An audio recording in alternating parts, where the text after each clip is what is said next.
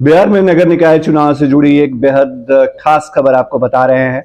आज 6 दिसंबर की तारीख है और 6 दिसंबर को पटना हाई कोर्ट में नगर निकाय चुनाव से जुड़ी एक महत्वपूर्ण सुनवाई होनी है। दरअसल पटना हाई कोर्ट में याचिका दायर की गई थी कि निगम और निकाय जो हैं बिहार के अंदर, उनको प्रशासकों के जरिए क्यों चलाया जा रहा है, और मांग की गई थी कि जल्द से जल्द बिहार में चुनाव कराया जाए। नगर निकाय चुनाव समय पे होने चाहिए, याचिकाकर्ताओं की ये मांग है। और इस पर कोर्ट ने सुनवाई की थी गुरुवार को, और उसके बाद अगली तारीख जो है वो 6 दिसंबर की तय की थी। दरअसल बिहार में नगर निकाय चुनाव को लेकर के अभी भी सस्पेंस बना हुआ है। भले ही राज्य निर्वाचन आयोग ने चुनाव की घोषणा कर दी हो, बिहार में 2 चरणों में निकाय चुनाव का कार्यक्रम घोषित किया हो, 18 और 28 दिसंबर को चुनाव कराने की पूरी तैयारी कर ली हो, लेकिन इसके बावजूद जो डेडिकेटेड कमीशन है उसका मसला सुप्रीम कोर्ट में फंसा हुआ है। सुप्रीम कोर्ट ने इस मामले में 28 नवंबर को सुनवाई करते हुए कहा था कि राज्य सरकार की तरफ से जो राज्य अति पिछड़ा वर्ग आयोग गठित किया गया और जिसकी रिपोर्ट के आधार पर राज्य निर्वाचन आयोग ने बिहार में चुनाव कराने का फैसला किया है, उसे डेडिकेटेड कमीशन नहीं माना जा सकता है। हालांकि जब सुप्रीम कोर्ट में सुनवाई हुई थी उस वक्त चुनाव की तारीखों का ऐलान नहीं हुआ था। चुनाव की तारीखों का ऐलान 30 नवंबर को हुआ, और यह तब हुआ जब सुप्रीम कोर्ट ने राज्य अति पिछड़ा वर्ग आयोग को डेडिकेटेड कमीशन मानने से इनकार कर दिया था। अब इस मामले को लेकर के जो याचिकाकर्ता हैं सुनील कुमार, वो एक बार फिर से सुप्रीम कोर्ट पहुंचे हैं।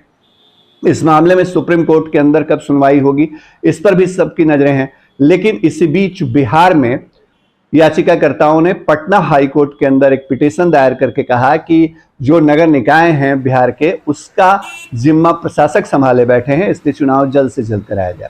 पिछली जो सुनवाई हुई थी गुरुवार को, उसमें पटना हाई कोर्ट की जिस बेंच की सुनवाई की, उसने इस मसले पर कुछ भी टिप्पणी नहीं की, क्योंकि उसको भी पता है, हाई कोर्ट के बेंच को भी पता है कि मामला सुप्रीम कोर्ट में है, और सुप्रीम कोर्ट की तरफ से ही जो गाइडलाइन दी गई है ट्रिपल टेस्ट की, उस गाइडलाइन का पालन अगर नहीं किया गया है तो इस मामले में कोई भी अंतिम फैसला सुप्रीम कोर्ट ही कर सकता है।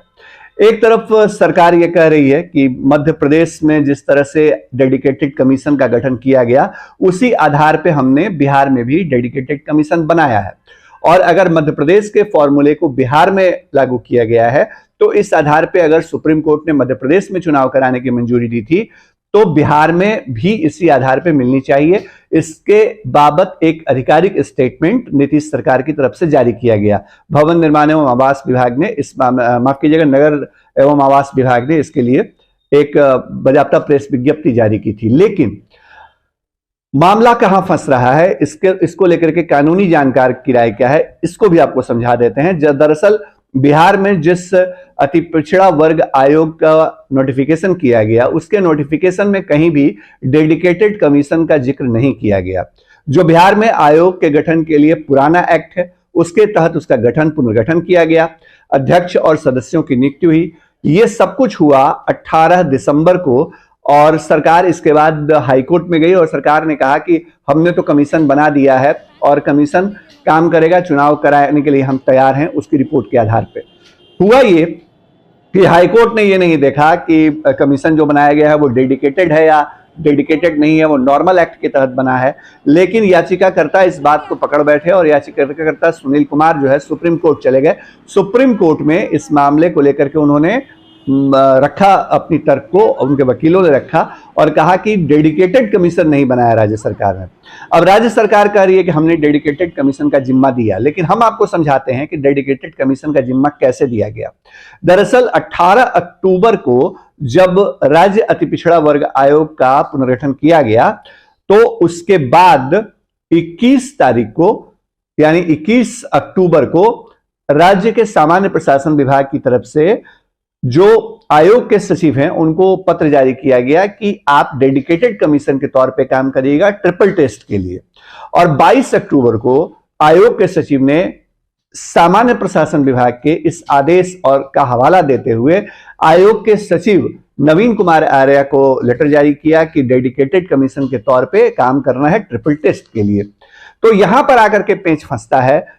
सुप्रीम कोर्ट की गाइडलाइन ये कहती है, जो कानूनी जानकार बताते हैं उसके मुताबिक, कि डेडिकेटेड कमीशन का ही गठन किया जाना था, लेकिन डेडिकेटेड कमीशन की भूमिका दी गई बिहार में राज्य अति पिछड़ा वर्ग आयोग को। तो यहां पर इसको लेके कंफ्यूजन भी है। हालांकि इस मामले में पूरी स्पष्टता सुप्रीम कोर्ट ही ला सकता है।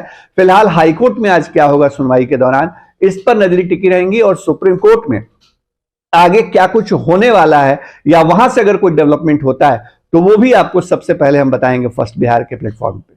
नमस्कार।